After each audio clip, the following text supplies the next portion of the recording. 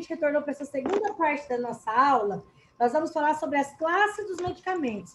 A professora vai fazer uma pequena revisão ali do que a gente falou na aula anterior, que é a bula do medicamento, ok? Como é que a gente interpreta essa bula. Vamos comentar um pouquinho sobre a interação medicamentosa. A interação medicamentosa, nós falamos nela na aula passada. E página 63, capítulo 11, ó, classe dos medicamentos. Vou compartilhar a tela com vocês, para que vocês possam ver aí o mesmo que a professora. Só reforçando aí, recebi a atividade de vocês, relembrando quem não fez, quando terminar a aula, faça e me envie, por gentileza.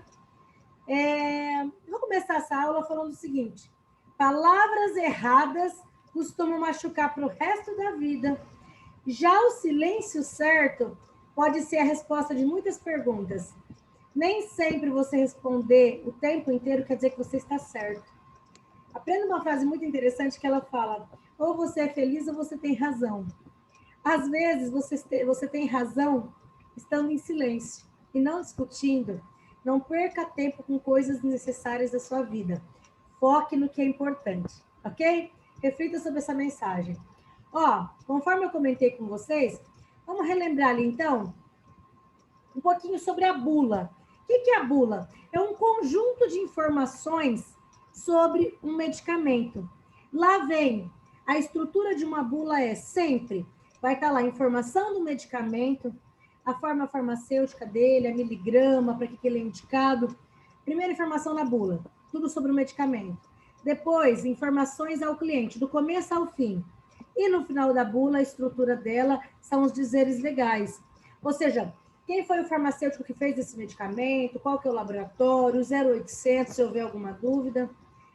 E se mesmo depois dessa aula você ainda ficou com alguma dúvida, a professora já falou sobre ela por 2 vezes, se for necessário a gente repete novamente. Mas leia a apostila, assista a aula, preencha a atividade. Ficou com dificuldade, entre em contato comigo, coloca a pergunta lá no grupo que eu estou à disposição, tá?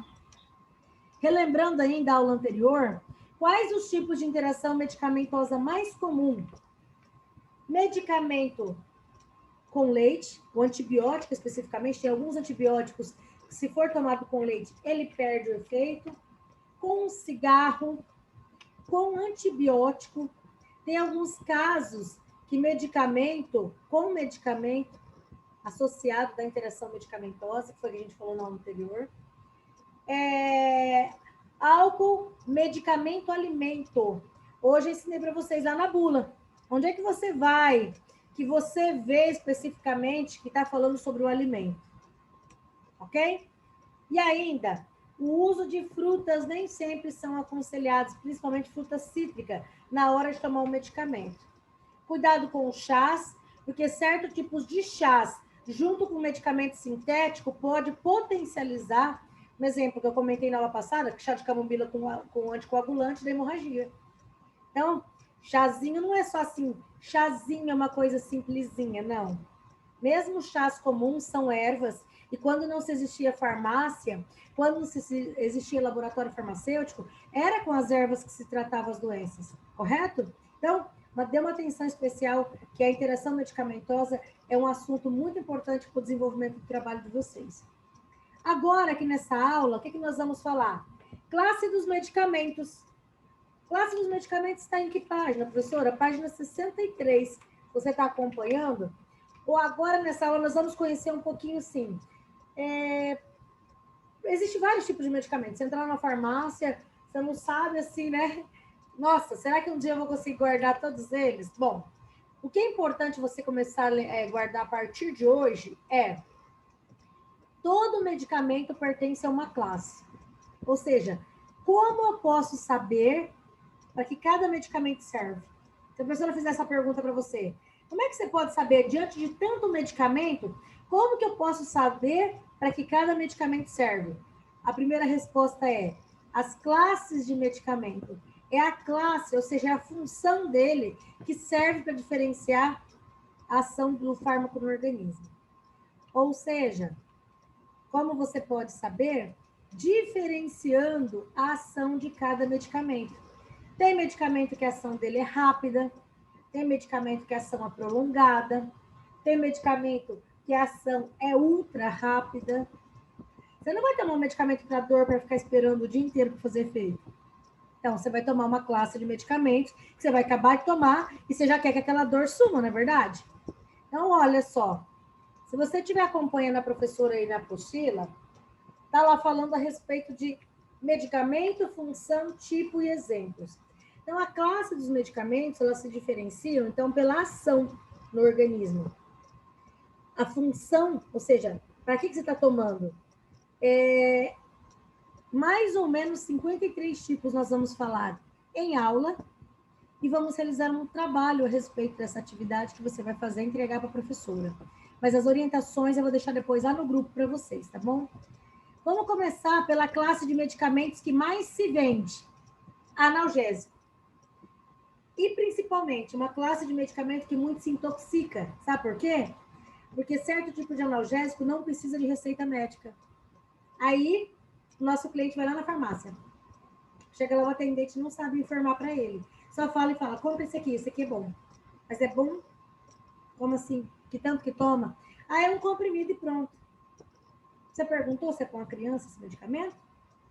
Porque daí você tem que saber que analgésico para criança é diferente de analgésico para adulto. Como assim? Anota aí a primeira diferença assim, do medicamento para adulto e para criança. A miligrama. Vou dar um exemplo, a dipirona. Nós falamos da dipirona na aula passada agora, né? Vai ter o Matheus que pegou a bula da dipirona. Dipirona é um analgésico, ou seja, é um medicamento para aliviar a dor e não se perde a consciência. Por que eu estou falando isso? Porque tem certo tipo de analgésico que eles são para perder a consciência. Hã? Como assim? Esses são aqueles que são fornecidos na farmácia hospitalar. É aqueles analgésicos que o cliente toma quando ele vai fazer uma cirurgia. Então, de uma forma bem grosseira, falando assim, ó, analgésico fraco. O que é um analgésico fraco? Ele é para combater dores suaves, dores moderadas, tipo uma dor de cabeça. Teve dor de cabeça, você vai lá na farmácia e compra o quê? Um dipirona. Dipirona é um princípio ativo, não é uma marca, tá? A aspirina é marca. Qual que é o princípio ativo da aspirina? Ácido acetil salicílico. Paracetamol. Paracetamol é o nome do princípio ativo. Não tem o nome comercial dele. Mas tem um detalhe. Tem nomes comerciais que é o paracetamol. Mas o nome paracetamol é o nome do princípio ativo. Existem analgésicos que eles são fortes.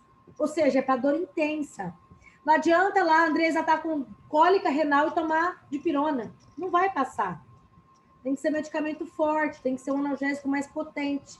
Um exemplo, Paco é marca. O que é o Paco? É o paracetamol, que é um analgésico fraco, associado à codeína. Codeína é um medicamento que tem que ser usado com moderação. Por quê? Ele pode causar vício. Ele é um medicamento que tem que ter uma observação muito especial. O Tramal, ó, tá aqui, ó. Você não tá vendo aqui na dipirona, aqui no paracetamol, não tá aqui venda sob prescrição médica, tá? Mas aqui no Tramal tá, ó, venda sob prescrição médica. Dor intensa, não pode ficar tomando analgésico por conta própria. Olha só, observem aí o que fala a respeito da Organização Mundial da Saúde. Desde 1986, foi feita uma adaptação agora em 2015, ó. Como que é os fármacos adjuvantes? Ou seja, medicamentos para dor. Quando é uma dor leve, é os medicamentos não opioides. Ou seja, os AINES na vida. Dor moderada já é um medicamento, um opioide mais fraco, mas precisa de receita médica. Tramal, a codeína. Dor intensa é um opioide forte. Anotem aí que vocês vão pesquisar. O que quer dizer a palavra opioide? Eu não vou contar. Vocês irão pesquisar o que é um opioide. Se você ouvir essa expressão, esse medicamento é opioide, esse medicamento é um AINES. Essas duas palavras eu quero que vocês anotem aí. O que quer dizer AINES e o que quer dizer opioide. Ok? Dor refratária, ou seja, o Daniel vai fazer uma cirurgia. Vai ser aplicado nele analgésico, o quê? Para procedimento intervencionista, que é o caso do que eu vou compartilhar agora com vocês, ó. Quer dizer que é um analgésico narcótico. Um analgésico narcótico, ele diminui o ritmo cerebral, ou seja, faz a pessoa adormecer, reduz ou elimina a sensibilidade. São os anestésicos, né? Morfina, fentanil. A pessoa tá com câncer, está com uma dor lá terrível. Não vai resolver tomar dipirona, não vai passar, entendeu? Então, precisa de um analgésico narcótico.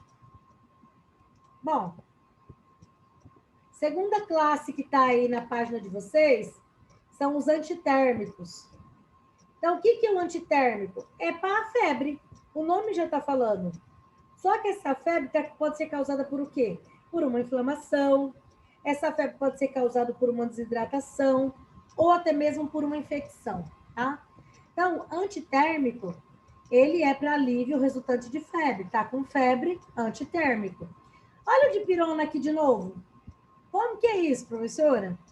Quer dizer que tem medicamentos que ele tem dupla função. O dipirona, além dele ser um analgésico, ou seja, além dele servir para dor, ele também serve para a febre. O paracetamol também.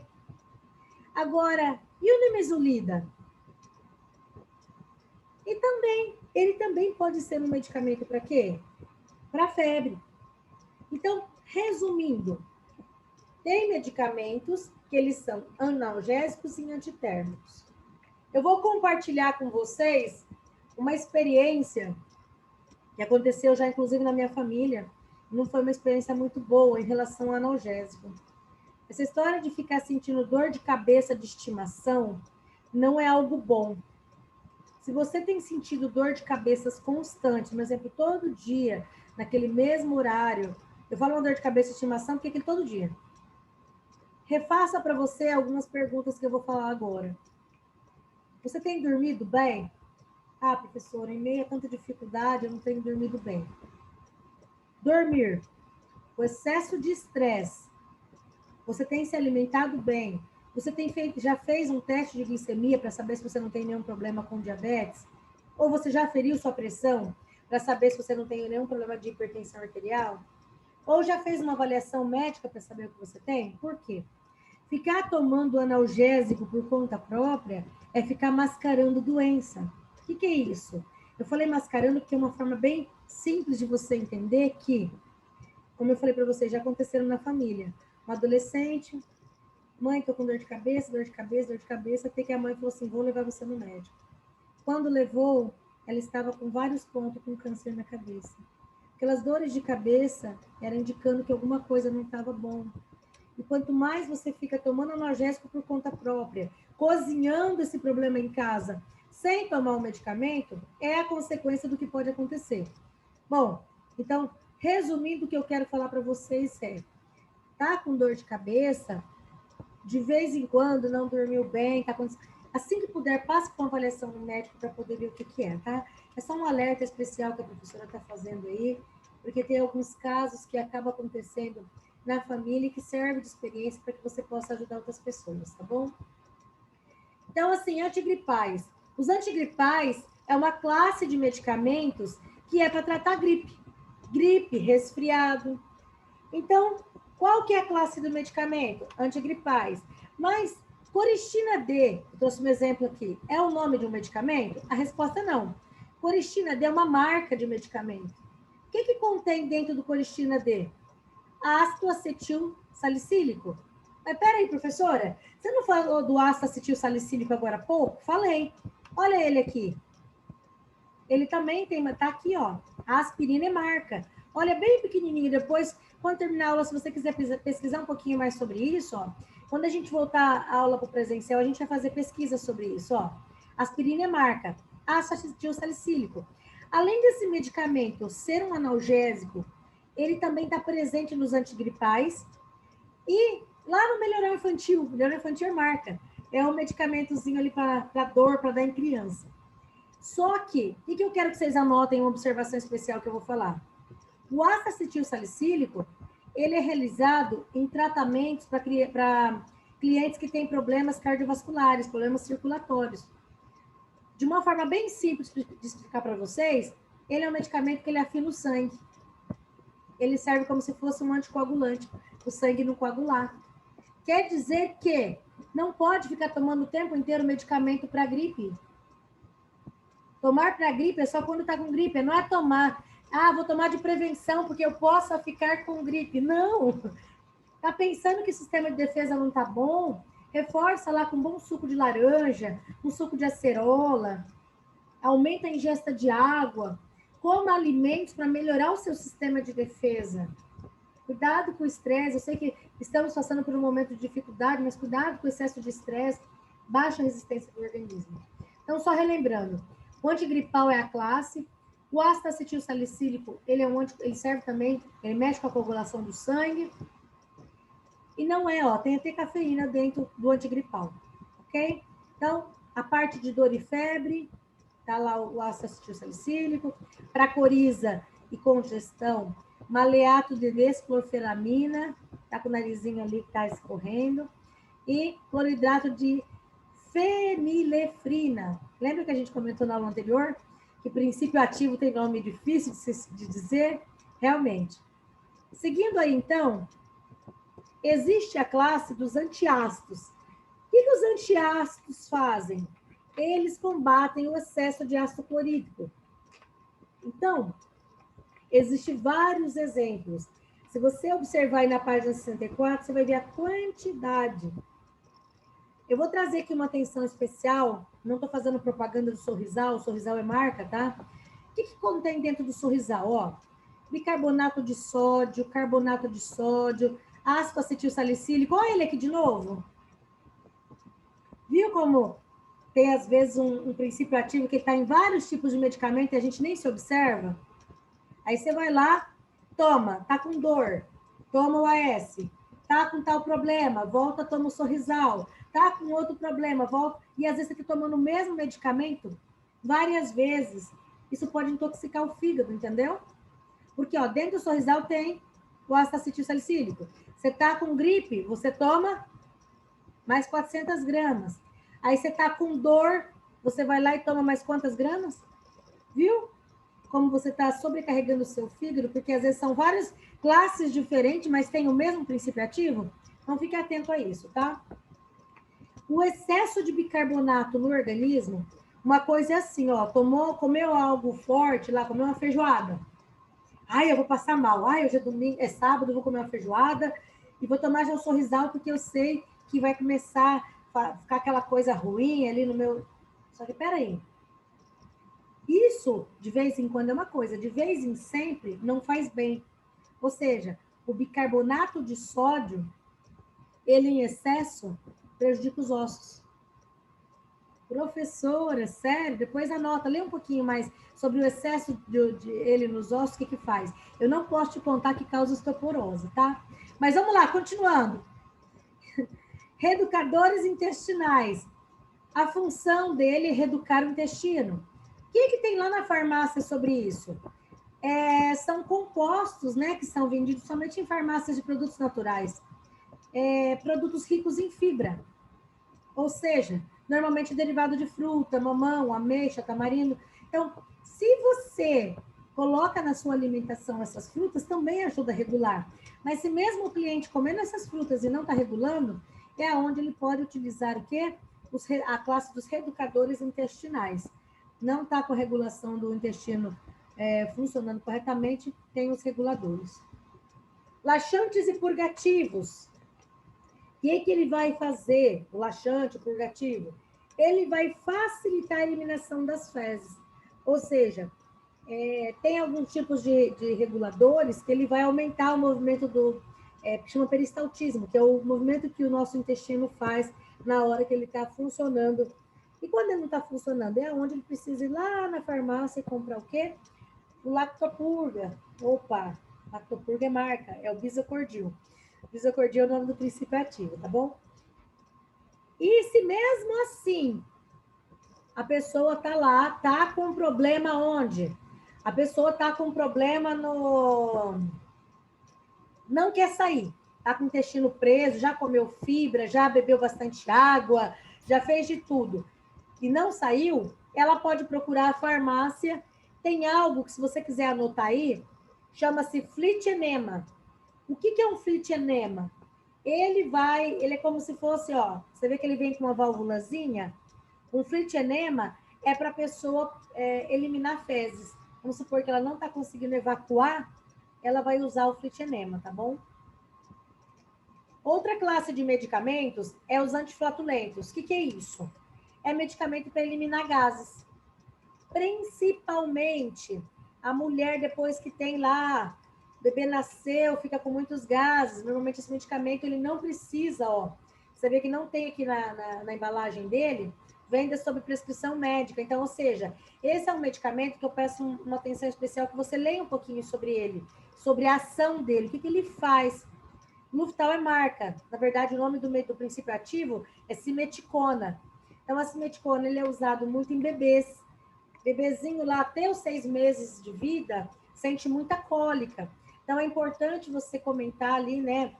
Normalmente, a mãe, quando vem, ela já vem com uma receita médica, porque bebê até 1 ano de vida não é recomendado qualquer medicamento.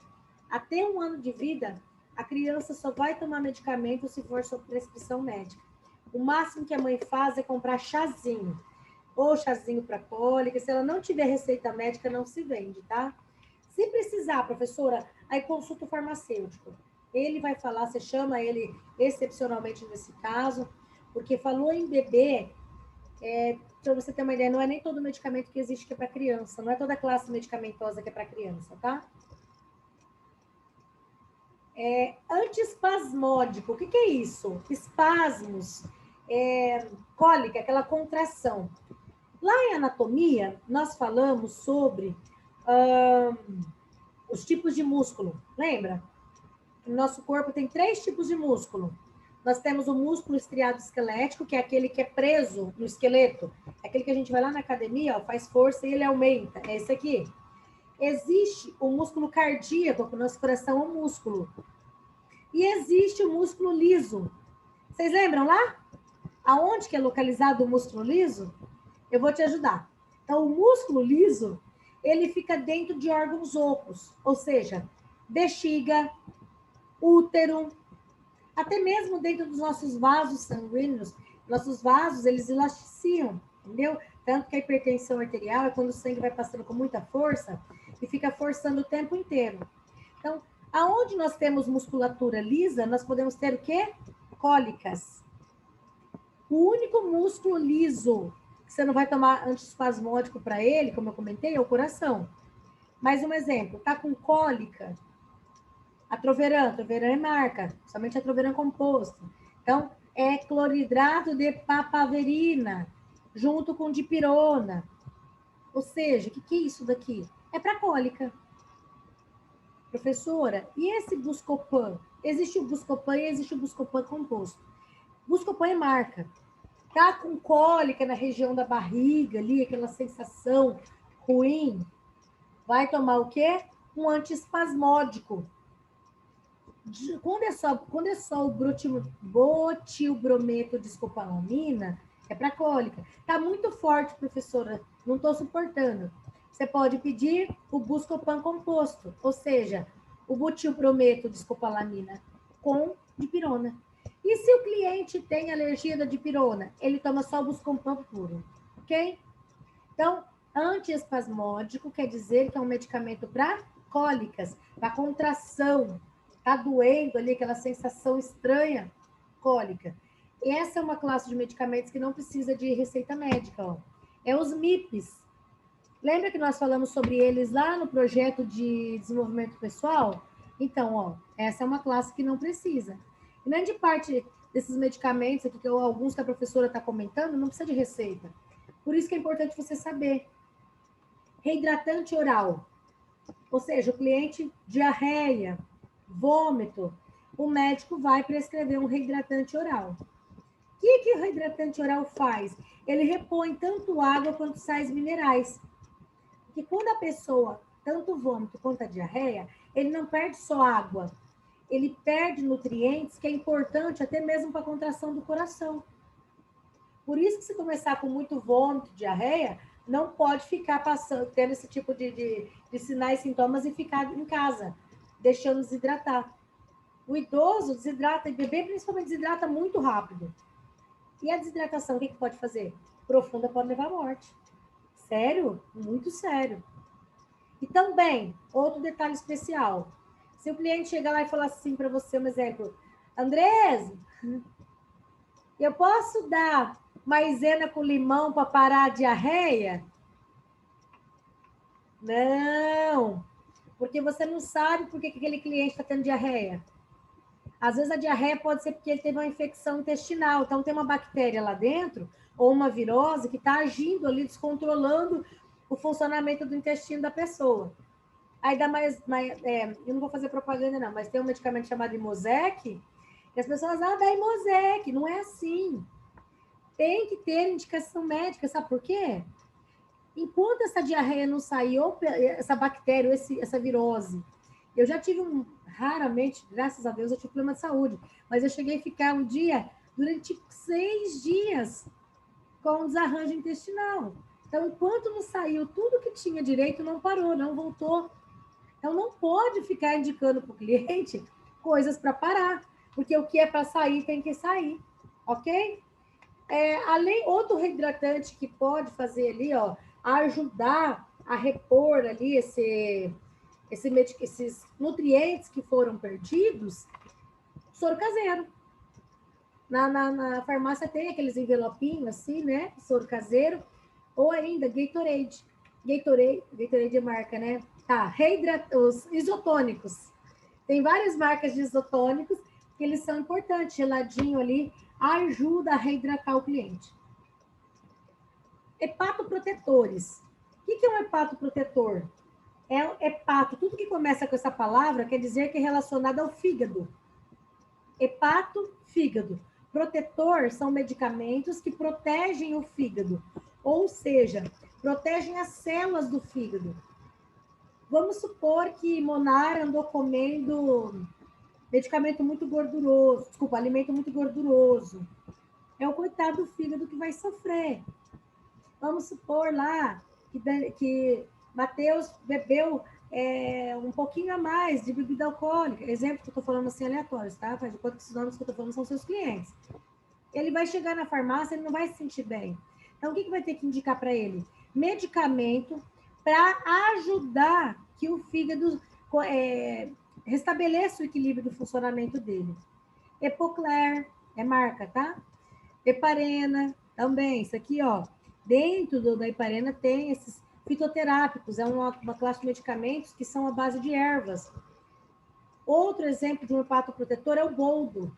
Chá de boldo, ele protege. É ruim, faz vomitar, faz não passar bem, mas o boldo ele é excelente para ajudar o funcionamento aí do fígado.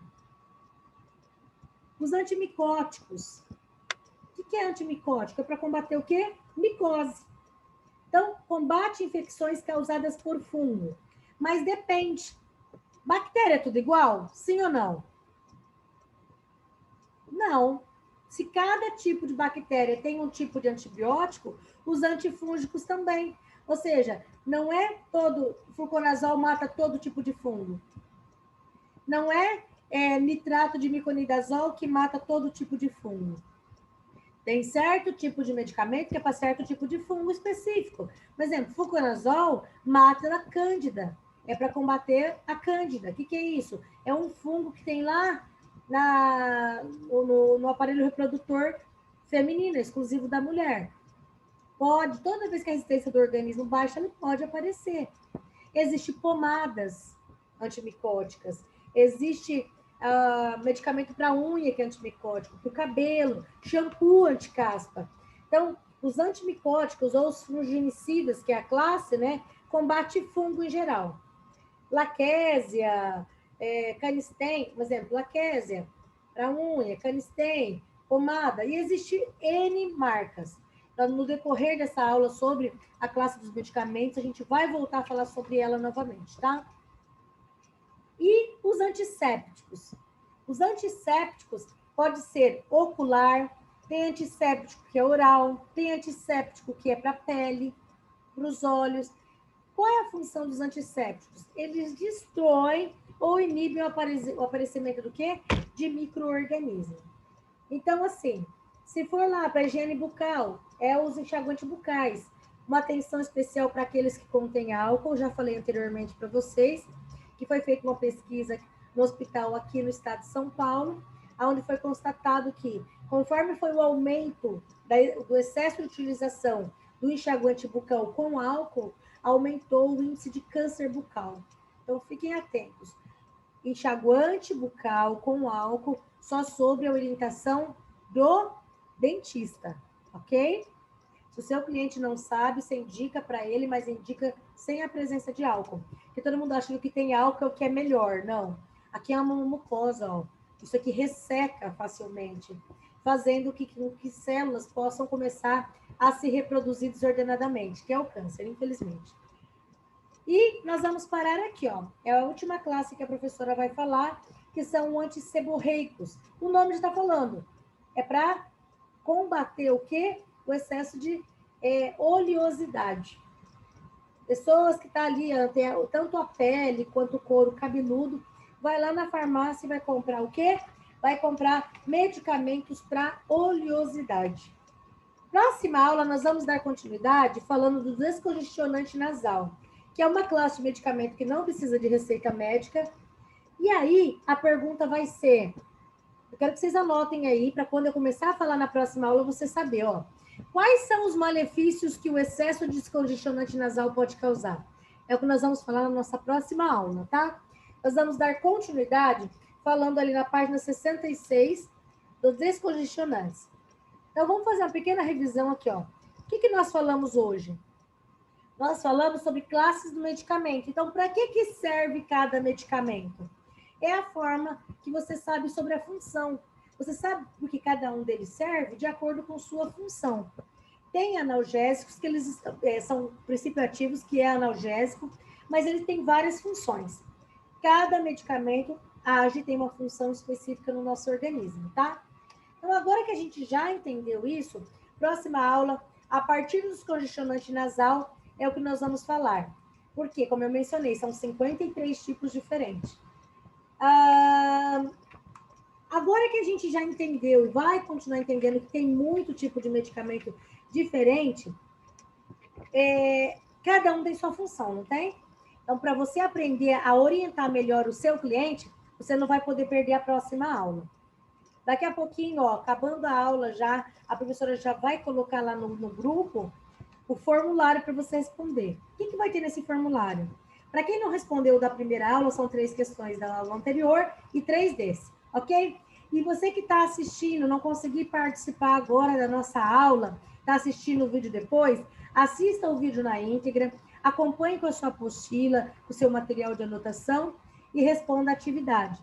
Quaisquer dúvidas, entre em contato com o CRA ou coloca lá no grupo para a professora qualquer dúvida que você tiver, tá bom? Eu vou deixar uma mensagem que ela fala assim, ó, melhor que saber aproveitar oportunidades é saber criá-las. Eu vou desativar o microfone de vocês, vou perguntar assim, Daniel, Monara, Thaís, Andresa, gostaria de saber de vocês, assim, Matheus, Ana, dúvidas? Monara, dúvidas sobre essa aula? Não. Thaís? Não. Matheus? Ana? Não. Nenhuma. Não? Joia, então assim, já que ninguém está com dúvidas, se depois que terminar a aula você for ler aí com mais carinho sobre o que nós falamos, teve dúvida, coloca lá no grupo, tá bom? Eu vou interromper o compartilhamento de tela com vocês. Vou tirar? Você não vai tirar. Essa é a nossa última aula desse mês. Então, se você ficou com alguma atividade ou alguma aula sem assistir, ou algo assim, entre em contato com o CRA, fala com a Ana, assista o vídeo, faça a atividade, Mesmo que já tenha passado a aula, não deixe de participar, ok? Desejo a todos um excelente final de semana. Fiquem com Deus. Que Deus continue dando sabedoria para vocês conduzirem as suas atitudes aí em meio a tantas dificuldades que têm surgido, tá bom? Um grande beijo e fiquem com Deus até semana que vem.